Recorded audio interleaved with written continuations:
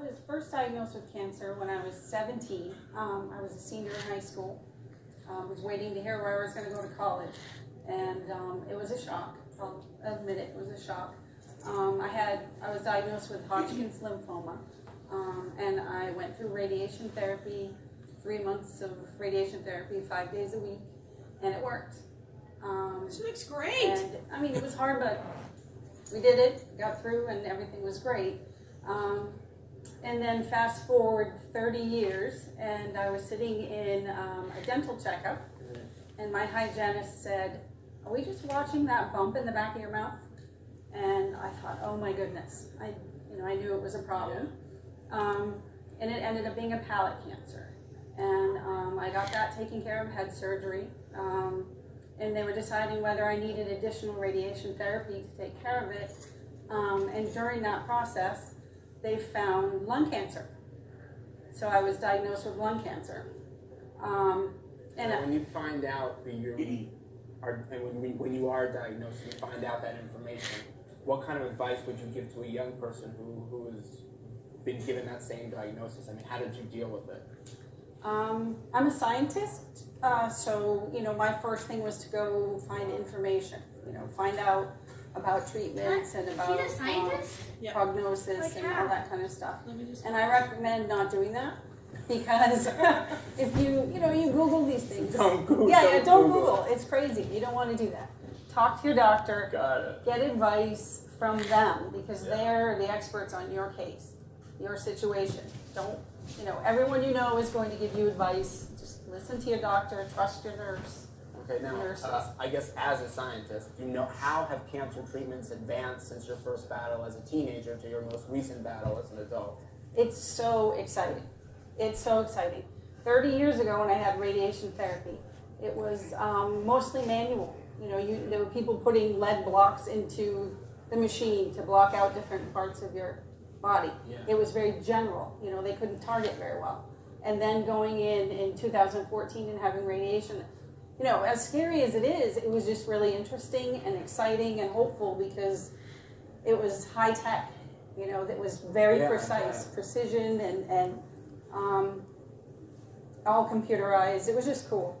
And then as far as the metastatic lung cancer, when I first got diagnosis, 2014, and I had standard chemotherapy and radiation, and it still progressed.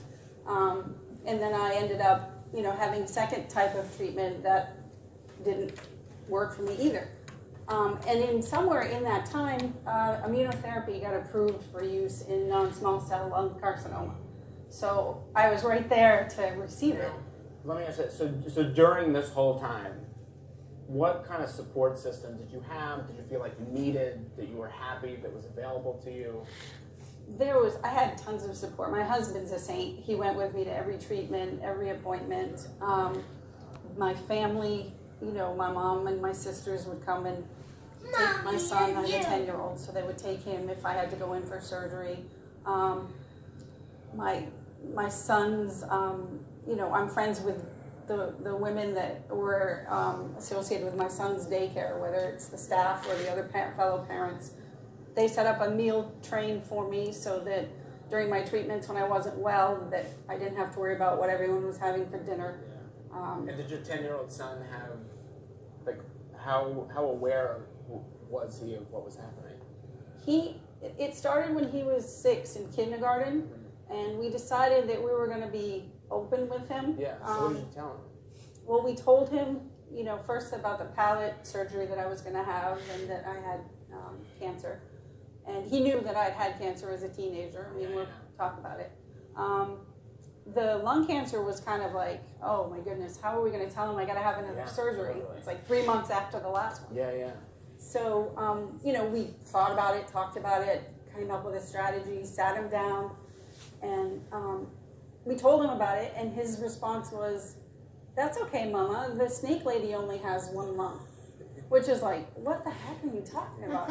Well, apparently at his summer camp, there was a woman that came in, and she brought reptiles, snakes, all kinds of stuff, and he overheard her talking about having had surgery, and she only had one lung. So he's like, if she can do it, you can do it. Oh. So he's he's so strong and tough at, 10. And then what kind of advice So that's would what you it's give about to say, to other families who might be dealing with this? I think my advice would be to try to tell them as much as you can without scaring them, because they know something's going on anyway. Totally. And it'd be better to sort of address it so they don't think, like, I don't want him blindsided if this progresses and I'm, sick again.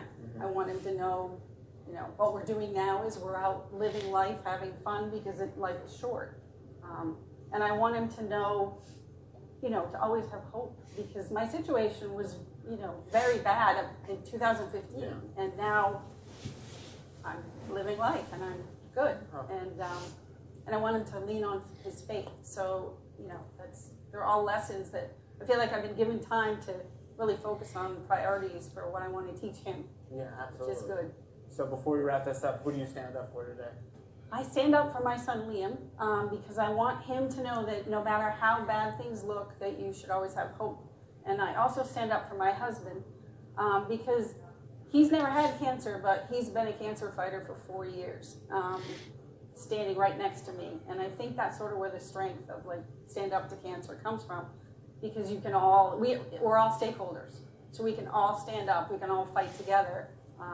I sort of joke about it that the biggest risk factor for getting cancer is having DNA. So it's all of our. What does that mean? It's our issue. You're born. Well, thank you Touches so everyone. much. I mean, this was great. Anybody can get it. So well said, Kelley. And as you've heard many times tonight, it's up to the younger generation.